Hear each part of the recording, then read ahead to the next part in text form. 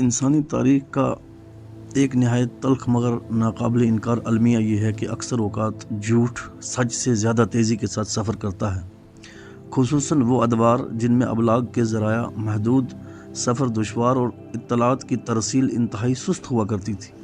वहाँ किसी एक वाक़े की असल हकीकत तक पहुँचना बाज़ औक़ात महीनों नहीं बल्कि बरसों पर मुहैयत हो जाता था। यही वजह है कि कदीम ज़मानों में रोनमा होने वाले बेशुमार वाक़यात अपनी हकीकी सूरत के बजाय अफवाहों, तअस्सुबात, सियासी अगराज़ और ग्रोही मफादात की धुंध में गुम हो गए। आज का इंसान जब माजी को देखता है तो एक बुनियादी गलती का शिकार हो जाता है। वो ये समझता है कि 1000 बरस पहले के माशरे भी आज की दुनिया की मानद थे। जैसे आज चंद सेकंड में एक खबर दुनिया के दूसरे कोने तक पहुंच जाती है, वैसे ही उस दौर में भी हालात वाज़े होते होंगे। हालांकि हकीकत इसके बिल्कुल बरक्स है। उस ज़माने में अगर मक्का मुकरमा में कोई बड़ा वाक़या पेश आता तो उसकी मुकम्मल और सही तफसीलात शाम, यमन, मिस्र या दूसरे इलाकों तक पहुँचने में तवील मुद्दत लग जाती थी, और इसी दौरान साजिशी जहन रखने वाले अनासर, सियासी मफाद परस्त, मजहबी मुनाफिकीन और फितना अंगेज़ ग्रोह इस वाक़े को उसके असल सियाक़ो सबाक से अलग करके अवाम में फैला देते थे। बाज़ यहूदी साजिशी हल्के, बाज़ मुनाफिक ग्रोह और बाज़ सियासी एजेंट ऐसे वाक़यात को तोड़ मरोड़ कर इस अंदाज से बयान करते कि अवाम की जहनीत ही बदल जाती। फिर कुछ ऐसे मौरख़ीन जिनका मकसद हक़ की तलाश नहीं बल्कि किसी मखसूस फ़िक्र, सल्तनत या ग्रोह की खिदमत होता, वो उन्हीं अफवाहों को तारीख़ के नाम से कलमबंद कर देते। जब तक अहले तहकीक असल हकीकत तक पहुँचते तब तक वो झूठ मुख्तलिफ़ इलाक़ों में फैल कर इज्तमाई जहनसाजी कर चुका होता था। लोग ग्रोहों में तकसीम हो चुके होते थे, नफ़रतें जड़ पकड़ चुकी होती थीं और बाद में आने वाली तहकीक अक्सर अवामी जज्बात के शोर में दब कर रह जाती थी। यही वो मकाम है जहाँ इंसान को रुक कर सोचना चाहिए कि उम्मत मुस्लिमा के अंदर आज जो बेशुमार इख्तलाफात, नफ़रतें और फ़िक्री तसादम दिखाई देते हैं, उनमें से कितने वाकई कुरान और सुन्नत की बुनियाद पर हैं और कितने महज उन तारीख़ी रवायत का नतीजा हैं जिनकी न कोई मुस्तनद सनद मौजूद है, न मोतबर रावी और न गैर जानिबदार तहकीक और न अक़ली व शरई तत्बीक। हैरत की बात यह है कि मौजूदा दौर जिसे टेक्नोलॉजी, मालूमात और तहकीक का दौर कहा जाता है, इसमें भी इंसान तहकीक से ज़्यादा अफवाह पर यकीन करता है। आज अगर किसी शख्स के मुताल्लिक एक झूठा बयानिया सोशल मीडिया, महफिलों या गरोही हलकों में फैला दिया जाए तो अवाम की बड़ी तादाद हकीकत जाने बगैर उसको सच मान लेती है। चंद कदम चलकर असल इंसान से इस हकीकत जानने की जहमत भी गवारा नहीं करते। आज अगर इस तरक्की याफ्ता दौर में जहाँ वीडियोज़, ऑडियोज़, दस्तावेज़ात और बराह रास्त राब्ते के बेशुमार ज़राए मौजूद हैं, वहाँ भी इंसान तहकीक नहीं करता, तो फिर कदीम ज़मानों के उन किस्सों और रवायात के बारे में क्या कहा जाए जो सदियों तक ज़ुबानी गर्दिश करती रहीं, जिनमें वाज़े अक़ली तज़ादात भी मौजूद हैं मगर फिर भी इन्हें हरफ़ अख़र समझ लिया गया है। असल मसला यह है कि हमने तारीख़ को वही के दर्जे पर पहुँचा दिया है। हालांकि इस्लाम ने कभी भी तारीख़ को दीन का मुस्तकिल मयार करार नहीं दिया। दीन का असल सरचश्मा कुरान और सुन्नत है, न कि हर वो किस्सा जो किसी मौरख़ ने अपनी पसंद और नापसंद के मुताबिक लिख दिया हो। अफसोस यह है कि आज बाज़ लोग कुरान और हदीस के वाज़े असूलों के मुकाबले में तारीख़ी रवायात को खड़ा करते हैं, गोया अगर कोई तारीख़ी हक़ाइक़ कुरान के मिजाज, अदल, हिकमत और असूलों से भी टकराती हो तब भी वो उसे छोड़ने के लिए तैयार नहीं होते। ये रवैया दरअसल इल्मी दियानत के ख़िलाफ़ है।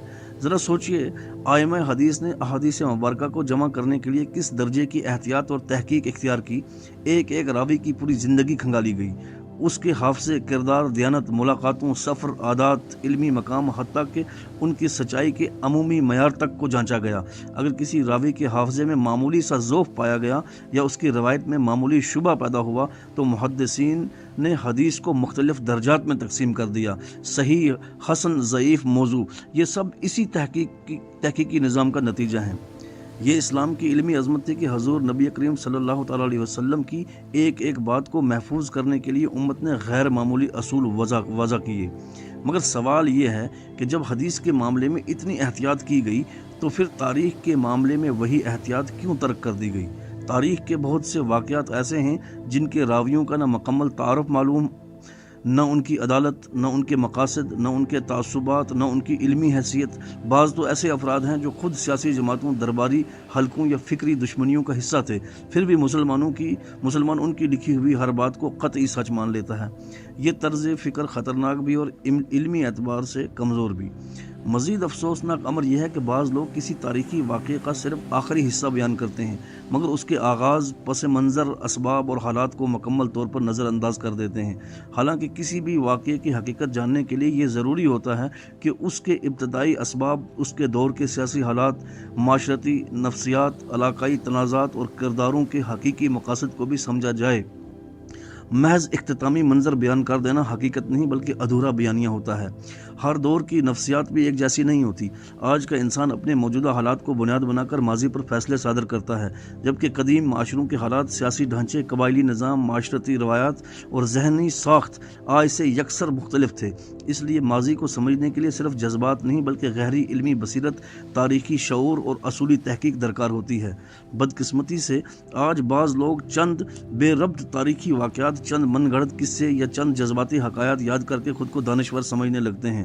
وہ قرآن و حدیث پر غور و فکر کرنے کے بجائے انہی غیر مستند روایات کو اپنا فکری سرمایہ بنا لیتے ہیں، حالانکہ اسلام نے انسان کو تدبر، تفکر، تحقیق اور عدل کا حکم دیا ہے، نہ کہ اندھی تقلید، سنی سنائی باتوں اور جذباتی تعصبات کا۔ امت مسلمہ کو آج سب سے زیادہ جس چیز کی ضرورت ہے وہ صرف اتحاد کے نعرے نہیں بلکہ علمی دیانت ہے۔ ہمیں یہ سمجھنا ہوگا کہ ہر لکھی ہوئی چیز سچ نہیں ہوتی، ہر مشہور روایت معتبر نہیں ہوتی اور ہر تاریخی قصہ دین نہیں ہوتا۔ دین وہ ہے جو قرآن و سنت سے ثابت ہو، جس کی بنیاد تحقیق، عدالت اور اصول پر قائم ہو۔ اگر مسلمان واقعی اپنے اختلافات کم کرنا چاہتے ہیں تو انہیں تاریخ کو عقیدے کے درجے سے نیچے لانا ہوگا اور قرآن و حدیث کو دوبارہ اپنی فکری و روحانی زندگی کا مرکز بنانا ہوگا، کیونکہ جب قومیں وحی سے زیادہ افواہوں پر یقین کرنے لگیں تو پھر ان کے اندر فرقہ واریت، نفرت، تعصب اور فکری انتشار جنم لیتا ہے، اور جب تحقیق مر جائے تو جھوٹ تاریخ بن جاتا ہے۔ آج ضرورت اس بات کی ہے کہ مسلمان ہر روایت، ہر قصے، ہر تاریخی دعوے اور ہر جذباتی بیانیے کو قرآن و سنت، عقل سلیم اور اصول تحقیق کی کسوٹی پر پرکھے، کیونکہ جو قوم تحقیق چھوڑ دیتی ہے وہ بالآخر افسانوں کی اسیر بن جاتی ہے۔